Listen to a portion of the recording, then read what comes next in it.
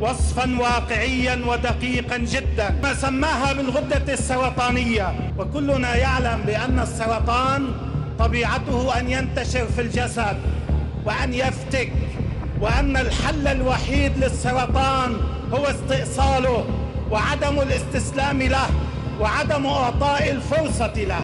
Uno de los terroristas más buscados del mundo. Un hombre cuyo liderazgo orquestó cientos de ataques terroristas e incitó años de violencia. Una figura del terrorismo al servicio de Irán. El 27 de septiembre de 2024, las FDI lo eliminaron.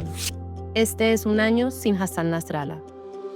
Hassan Nasrallah nació en la pobreza en Beirut en 1960. No fue un héroe y nunca fue un patriota. Desde el inicio eligió la violencia sobre los valores. Tan solo a los 15 años se unió a la milicia Amal, ya interesado en el conflicto. No mucho tiempo después se fue a Irak para estudiar con clérigos chiitas radicales en Nayaf. Pero al volver al Líbano no trajo sabiduría, sino con una agenda. Su objetivo no era la fe, era el poder. Cuando Irán creó Hezbollah en 1982, una organización terrorista oficialmente designada por los Estados Unidos, el Reino Unido, Alemania, Canadá, la Liga Árabe y más de una docena de otros países, Nasrallah encontró su oportunidad. Incluso en el Líbano, muchos veían a Hezbollah no como un movimiento de resistencia, sino como un arma de influencia iraní. Hezbollah se adhirió a Teherán y vendió el futuro del Líbano para servir a las ambiciones de Irán. Ahí fue cuando comenzó el derramamiento de sangre. Los primeros ataques de Hezbollah no estaban dirigidos a ejércitos, sino a civiles. Explosiones en vehículos, secuestros de personas y de aviones. En 1983, orquestaron el atentado contra el Cuerpo de Marines de Estados Unidos en Beirut, matando a 241 soldados estadounidenses. Ellos son responsables de orquestar ataques terroristas en todo el mundo, desde Sudamérica hasta el Medio Oriente, atacando diplomáticos, periodistas, cascos azules y cualquiera que se interpusiera en su camino. En 1992, atacaron la embajada israelí en Buenos Aires.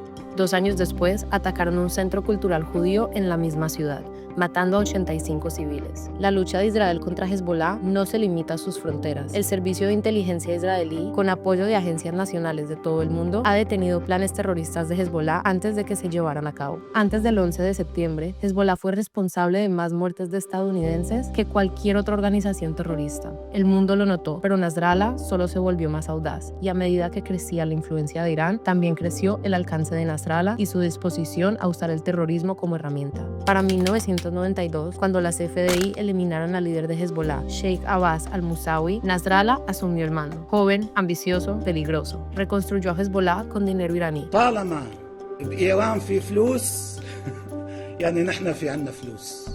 Y bajo su mando, el imperio terrorista se expandió. En cada conflicto, Hezbollah cumplió su papel, contrabandeando armas, entrenando milicias, ejecutando ataques y planificando masacres. Nasrallah, mientras tanto, se refugiaba en su búnker, casi nunca visto, intocable. A principios de la década de 1990, Hezbollah estableció rutas para el tráfico de drogas a través de Latinoamérica, África y Europa. Operaciones como el Proyecto Cassandra y la Operación Titán de la DEA revelaron los vínculos directos de Hezbollah con el tráfico de cocaína, el lavado de dinero y el fraude bancario, todo utilizado para financiar el terrorismo. Mientras Nasrallah proclamaba resistencia, sus cohetes apuntaban a civiles israelíes. En 1996, en el 2000, en el 2006, una y otra vez. Provocó guerras, celebró la muerte. En 2006, Hezbollah secuestró soldados israelíes. Ese ataque, con cohetes y misiles antitanque, fue lo que provocó la Segunda Guerra del Líbano. Esta guerra reveló las tácticas de Hezbollah: ocultarse detrás de civiles, disparar cohetes desde escuelas y casas, violando claramente la ley internacional. Desde entonces, Hezbollah se fortaleció aún más. Reconstruyeron su arsenal, fortificaron el sur del Líbano, preparándose para la siguiente guerra. A medida que Nasrallah ganaba más poder, su influencia sobre el gobierno libanés se expandía. Manipuló el sistema político para servir a la agenda de Hezbollah. En 2008, envió a sus combatientes armados a Beirut, provocando violencia contra civiles libaneses. Cuando la ONU acusó a 4 miembros de Hezbollah por el asesinato del primer ministro Rafik Hariri, Nasrallah los protegió de ser juzgado. Él se mantuvo oculto, siempre evitando asumir la responsabilidad, mientras sus fuerzas seguían actuando. Cuando Assad de Siria comenzó a asesinar a sus propios ciudadanos, Nasrallah se unió a él. Hezbollah intervino contra los manifestantes y masacró a civiles. Y una vez más, él justificó todo, afirmando que era por resistencia. En realidad, cuando actuaba siguiendo los intereses de Irán. Hezbollah se convirtió en la joya de la corona del eje de resistencia de Irán, una red terrorista que se extiende desde Teherán hasta Gaza, Pero en octubre de 2023, todo cambió. Hamás cometió su brutal ataque contra Israel el 7 de octubre.